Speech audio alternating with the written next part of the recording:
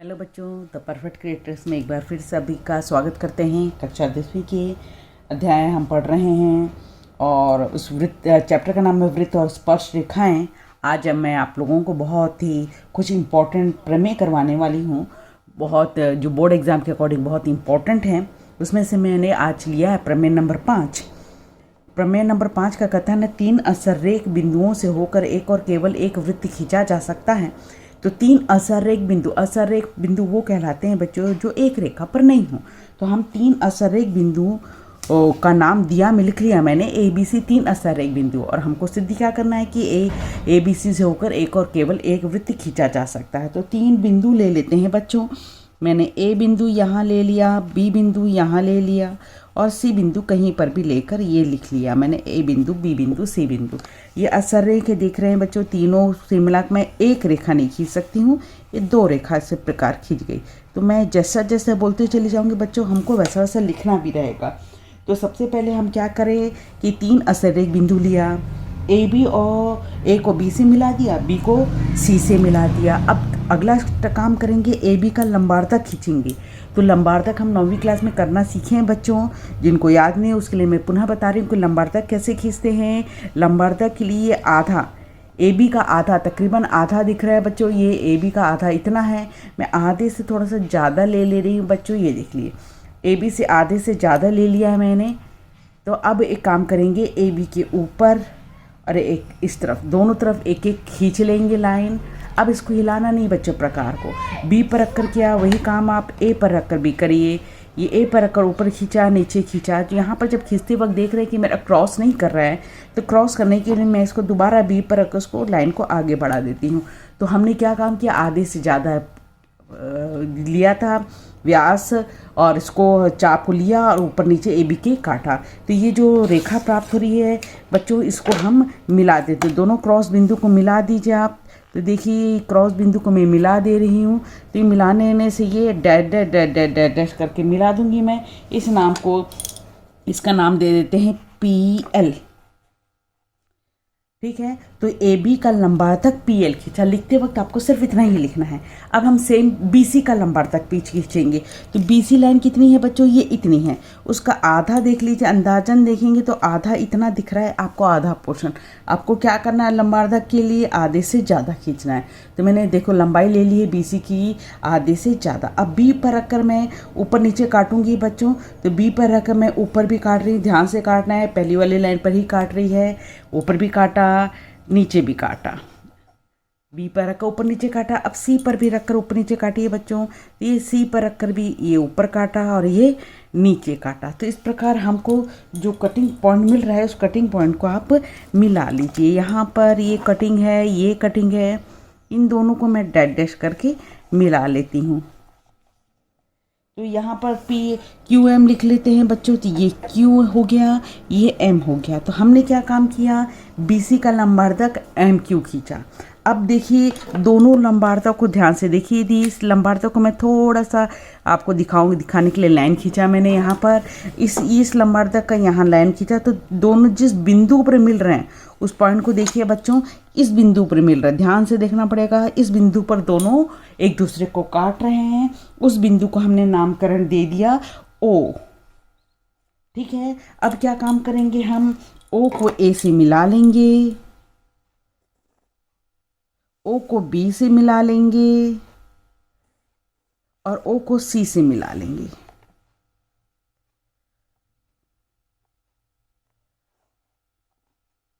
ये मिला लिया हमने बच्चों। इतना काम करना है, ये जो बोला ये सब के सब काम आपको रचना के पद में लिखना है बच्चों। तो चलिए लिख लेते हैं। तो देखिए रचना के पद में लिख लिया कि AB को मिलाया, BC को मिलाया, AB का लंबार्धक PL खींचा, तीर का निशान लगा लीजिए दोनों तरफ, और BC का लंबार्धक MQ खींचा, इसकी तरफ भी दोनों निशान लगा लीजिए। तीसरा पॉइंट लिखा, चौथा पॉइंट, दोनों लंबार्धक एक दूसरे को O बिंदु पर काटते हैं। पांचवा पॉइंट लिखा, OA OB OC को मिलाया। तो पत्ती की शुरुआत में हम जो लिख रहे हैं बच्चों, ये खुद अपने आप में मोस्ट इम्पॉर्टेंट प्रमेय हैं जो कक्षा 9वीं में पढ़ाया जाता है कि किसी रेखाखंड के लंबार्धक में स्थित प्रत्येक बिंदु रेखाखंड के अंत बिंदुओं से समान दूरी पर होता है। उसका मतलब क्या होता है देख लीजिए। यहाँ पर मैंने एक रेखाखंड आपको फिर से करके दिखा रही हूँ मैं। ये रेखाखंड खींचा, देख लीजिए, ये एक रेखाखंड है ए और बी। उसका लंबार्धक खींचना आपको अभी सिखाया कि लंबार्धक कैसे खींचते हैं बच्चों। आधा इतना बिंदु है, आधे से ज़्यादा लिया, ऊपर खींचा, नीचे खींचा, बी पर रखकर ऊपर नीचे खींचा, और ए बी का खींच रहे हैं तो दूसरा पॉइंट हो गया। ए पर रखकर हम ऊपर नीचे खींचेंगे, ये तो ये मिला दीजिए इसको। तो ये जो लाइन बनती है इसकी क्या कहलाती है, लंबार्धक कहलाती है। तो ये हमारा हुआ ये लंबार्धक। अब ये जो प्रमेय क्या बोल रहा है इसको अच्छे से समझने की बात है कि इस लंबार्धक में स्थित प्रत्येक बिंदु, कोई भी बिंदु लो, ये बिंदु इस रेखाखंड के अंत वाले बिंदु कौन से, ए और बी बिंदु, यहाँ से समान दूरी पर होता है। यानी कि ये ए बिंदु, ये बी बिंदु, ये समान पर होंगे, ये बिंदु समान होगा। मैं चाहे तो और पास में ले लूँ दूसरी रेखाखंड, ये भी समान होगा बच्चों, ये भी समान होगा। मतलब मैं इस लाइन पर कितने भी बिंदु ले लूँ, नीचे भी ले सकती हूँ बच्चों, उसको इसके रेखाखंड के अंत बिंदुओं से मिला दो तो ये सब क्या होंगे, आपस में समान होंगे। तो इस रेखा पर ये जो लंबार्धक है उस पर स्थित प्रत्येक बिंदु इस रेखाखंड के अंतिम बिंदुओं से समान दूरी पर होता है। तो यहाँ पर भी हमारे पास उसी चीज़ का इस्तेमाल हो रहा है। तो यहाँ पर क्या इस्तेमाल हो रहा है, ए पॉइंट में देख लीजिए यहाँ पर कि ये ओ क्या है, हमने अभी डायग्राम बनाया तो ये ओ क्या था, ए बी के लंबार्धक पर दिख रहा है। तो यहाँ पर वही चीज़ को लिखेंगे कि ओ बिंदु ए बी के लंबार्धक पर है।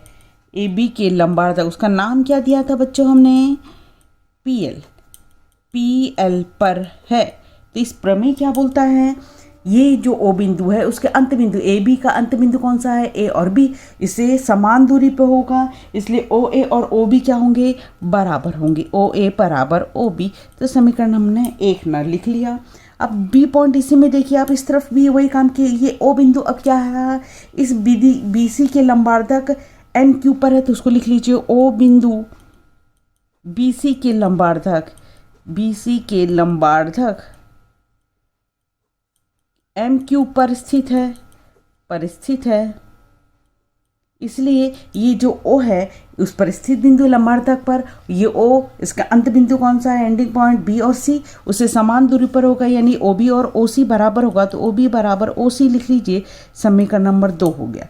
तो पहला स्टेप्स में हमने बता दिया कि ओ ए ओ बी के बराबर है, ओ बी ओ सी के बराबर है। तो समीकरण 1 और 2 को मिला दिया बच्चों, 1 व 2 से, तो यानी कि तीनों बराबर हो गए। ओ ए बराबर हो गया, ओ बी बराबर हो गया, ओ सी बराबर हो गया। अब हम इसको आर मान लेते हैं, त्रिज्या मान लेते हैं। इसका मतलब क्या हुआ कि ओ एकमात्र बिंदु है जो तीनों से समान बिंदु, एकमात्र बिंदु है जो तीनों, कौन से तीनों बच्चों, ए बी सी से समान दूरी पर है, समान दूरी पर है। अर्थात ए को केंद्र मान के, ओ को केंद्र मानकर एक वृत्त खींचेंगे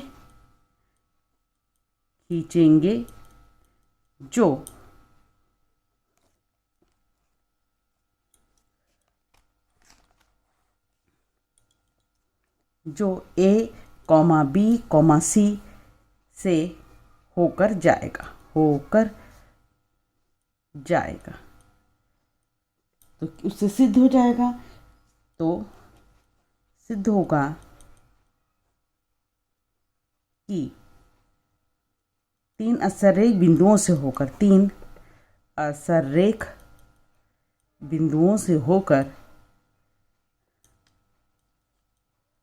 एक और केवल एक वृत्त खींच सकते हैं।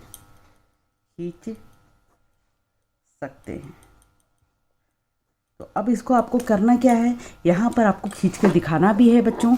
तो हम प्रकार की सहायता से ओ को केंद्र मान के और ओ को केंद्र मानकर और आर त्रिज्या लेकर, चाहे आप आर त्रिज्या लेकर एक बीच में एक पॉइंट डाल देते हैं। तो ओ को केंद्र मानकर यहाँ से लिखा। अब आप ओ ए को मिला लो, चाहे ओ बी ले लो चाहे ओ सी। देखिए ओ ए के बीच की दूरी सेम आ रही है आपकी। ओ बी को देख लो बच्चों, तो ओ बी भी सेम है आपका यहाँ पर। और यहाँ पर देख लीजिए तो ओ सी भी सेम है, तो आप इसको एक वृत्त बनाएंगे तो देखेंगे कि तीनों बिंदुओं से होकर जाता है।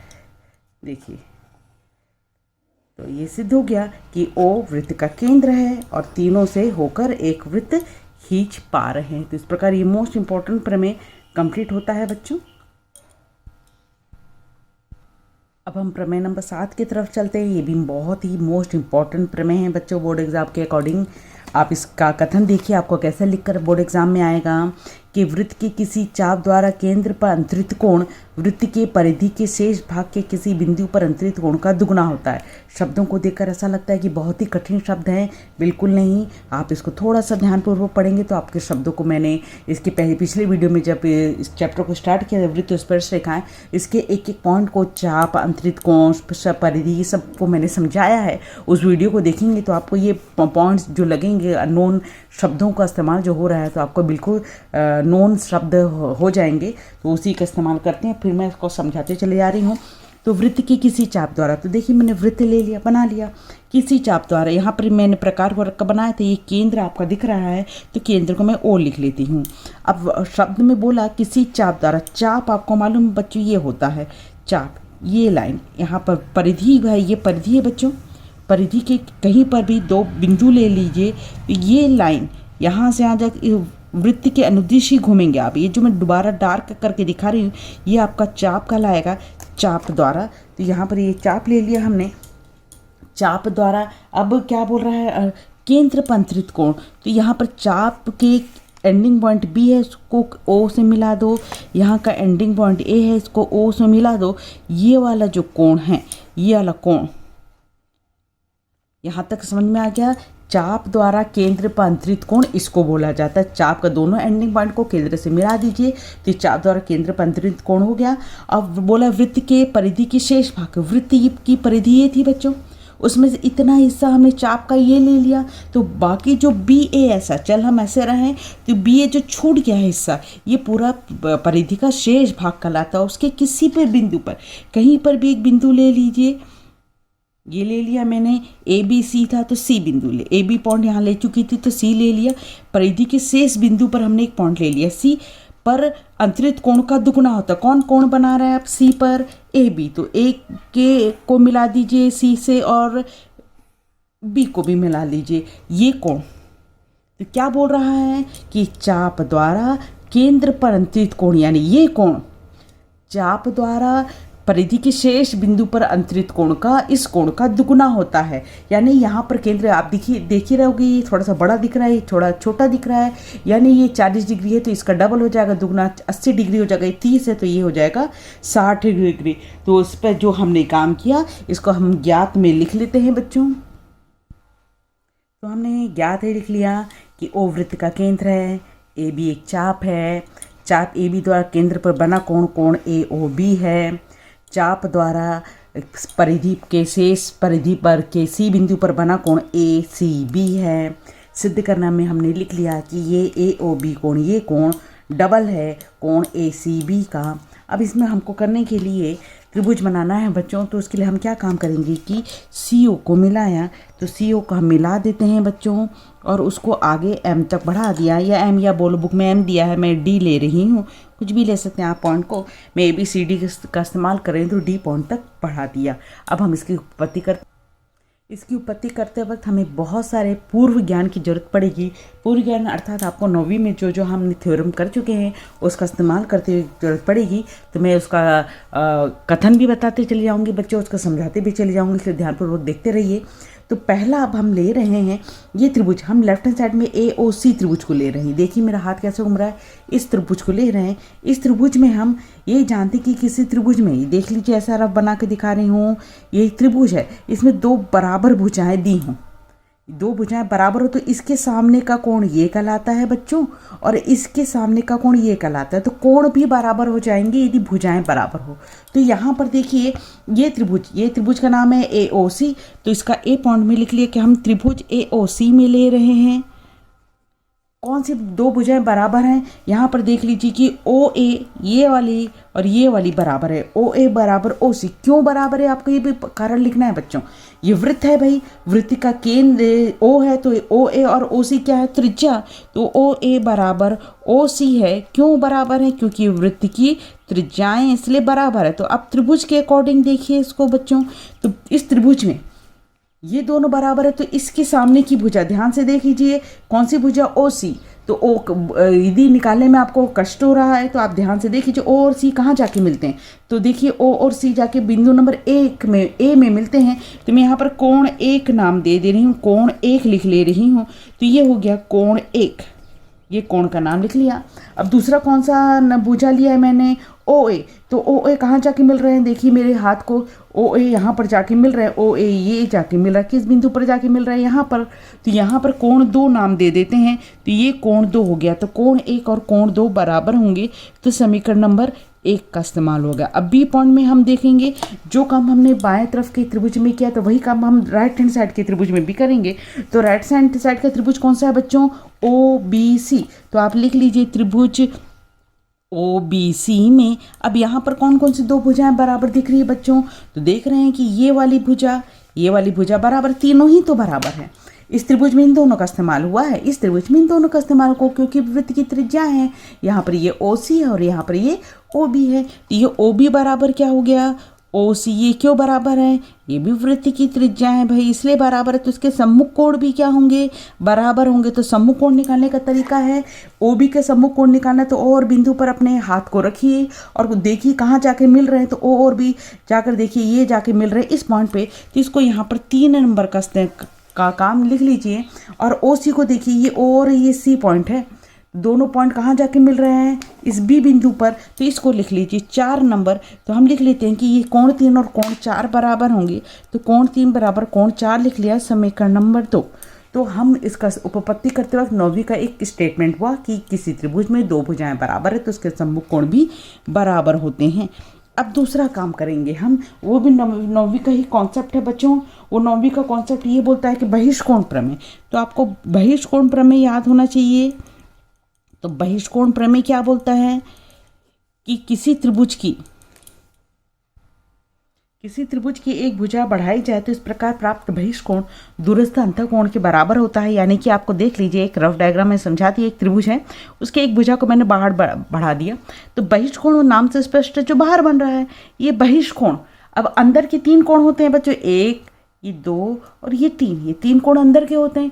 हमको क्या बोला है, दूरस्थ, दूर के, यानी कि पास वाले को छोड़ दीजिए। इसके पास वाला तो ये, इसको छोड़ दीजिए, आप इसको छोड़ दीजिए। ये वाला कोण, ये नंबर 1 है, ये नंबर 2 है। तो आपका ये बाहर वाला 3 है। तो ये कोण 3 बाहर वाले को, अंदर वाले के दोनों कोणों को जोड़कर प्राप्त होगा 1 और 2 को। ये बहिष्कोण प्रमेय का कथन है बच्चों। तो अब आप अपने प्रमेय में चलते हैं। इसमें हम ए पार्ट ले लेते हैं। ए पार्ट में कौन सा त्रिभुज ले लिया, त्रिभुज ए सी ओ या ओ ए सी में, त्रिभुज ओ ए सी में देख लीजिए आप। यहाँ पर इस त्रिभुज में कौन सी भुजा बढ़ी हुई दिख रही है, ये भुजा बढ़ी हुई दिख रही है। तो बाहर अभी तक हम 4 नंबर तक के कोण का नाम दे चुके हैं। तो इस प्रमेय में हम कोण नंबर 5 का इस्तेमाल करेंगे। तो कोण नंबर 5 ले लेते, ये वाला कोण। तो देखिए ये वाला कोण, कोण नंबर 5, अंदर के दोनों कोण, ये पास वाला कोण तो ये अंदर वाला ये वो, इसको छोड़ दीजिए। दूरस्थ अंतःकोण लेना है। तो दूरस्थ अंतःकोण है कोण नंबर 1, कोण नंबर 2, यानी कि कोण नंबर 5। ये बहिष्कोण प्रमेय से बाहर का कोण, कोण नंबर 5, कोण नंबर 1 और कोण नंबर 2 को जोड़कर प्राप्त होगा। तो कोण नंबर 5 बराबर किया कोण 1 धन कोण 2। आप इसको लिख लीजिए। अब हम क्या काम करेंगे, ऊपर में हमने देखा है कि 1 की जगह 2 लिख सकती हूँ और 2 की जगह 1 लिख सकती हूँ। अब प्रमेय को वापस देखिए, मेरे को 1 की जरूरत है कि 2 की जरूरत है। मेरे को इस कोण के डबल बताना है। तो यहाँ पर मेरे को 2 की जरूरत है, मेरे को 1 की जरूरत नहीं, इसलिए मैं 1 को हटाकर इस 1 की जगह मैं 2 लिख लूँगी। तो इस 1 की जगह मैं कोण 2 लिख लूँगी। और ये कोण 2 कहाँ से लिखा मैंने, 1 से। तो कोण 2 कितने बार हो गए जोड़ के, 2 बार कोण 2 हो गया। इसको मत जोड़िएगा बच्चों की, 2 और 2 जोड़ के मैडम कोण 4 हो जाएगा। ये नाम है, नाम जोड़ रहे हैं। कोण 2 ठोक हैं, इसलिए जुड़ के कोण 2 हो गया है। तो 1 और 2 समीकरण नंबर ये हो गया तीसरा। इसी में बी पॉइंट ले लेते हैं। अब हम अभी वही काम जो हमने बाएं तरफ के त्रिभुज AOC में किया, अब BOC में भी वही काम करते हैं बच्चों। तो त्रिभुज BOC में अब देख लीजिए, इस त्रिभुज में यहाँ पर एक बड़ी हुई लाइन है, बाहर बढ़े हुए बहिष्ठ कोण को कोण नंबर 6 ले लेते हैं। तो ये कोण नंबर 6, अंदर के इसका पास का कोण है, इसको छोड़ दीजिए। बाहर के कोण कौन कौन से, दूरस्थ कोण कौन से हो जाएंगे, 4 और यहाँ पर 3 और 4 को जोड़कर बाहर वाला कोण 6 मिलेगा। तो इस प्रमेय में बहिष्ठ कोण है 6 और 3 और 4 को जोड़ के मिलेगा। तो बहिष्ठ कोण 6 मिलेगा कोण नंबर 3 और कोण नंबर 4 को जोड़कर। अब आप देख लीजिए, 3 की जगह 4 लिखना है कि 4 की जगह 3 रखना है। मेरे को यहाँ के नीचे वाले कोण से काम नहीं है, मेरे को ऊपर वाले कोण से काम है।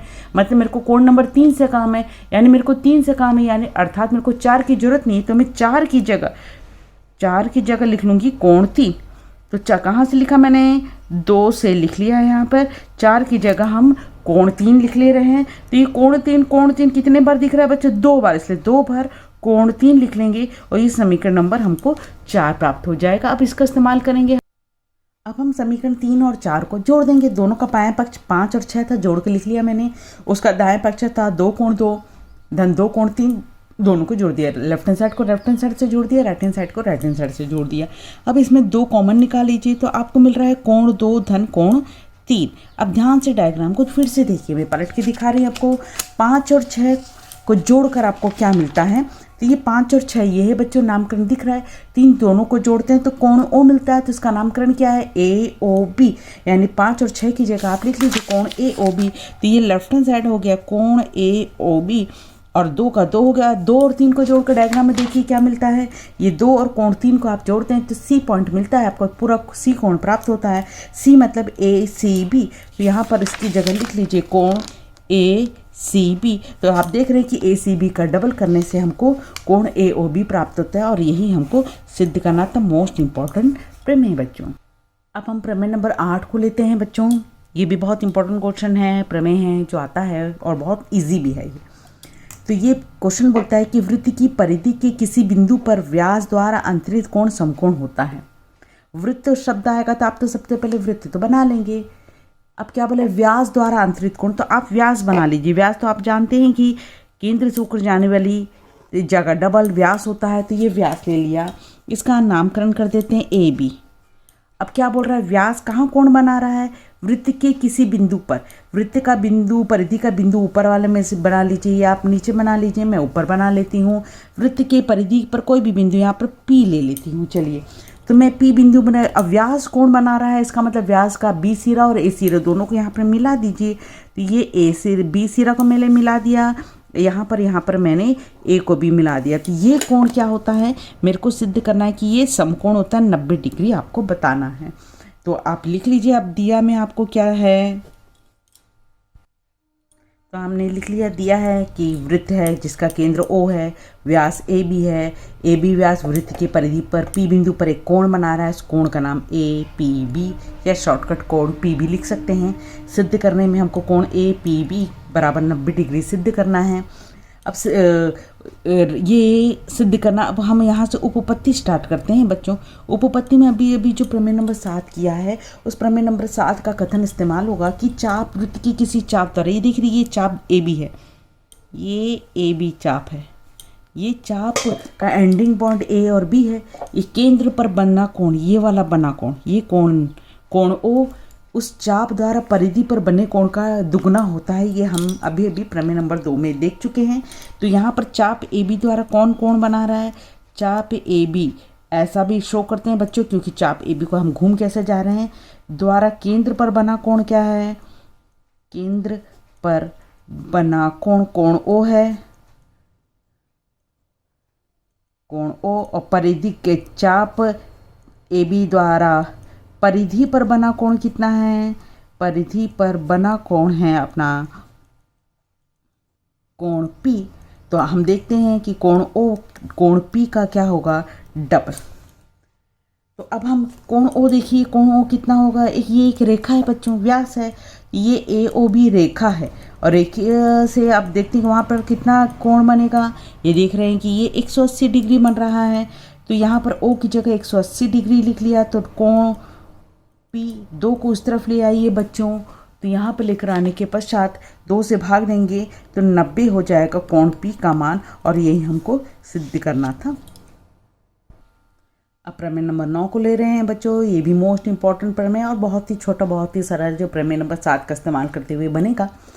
तो ये प्रमेय बोलता है कि वृत्त के एक ही खंड में बने कोण आपस में बराबर होते हैं। तो एक ही खंड क्या, हम एक खंड को पहले अलग कर लेते हैं भाई। हम इसको नाम देते हैं कि ए बी चाप ले लिया। तो ये ए बी चाप है बच्चों। तो ये ए बी एक खंड है, तो ये बी ए उसका दूसरा खंड होगा।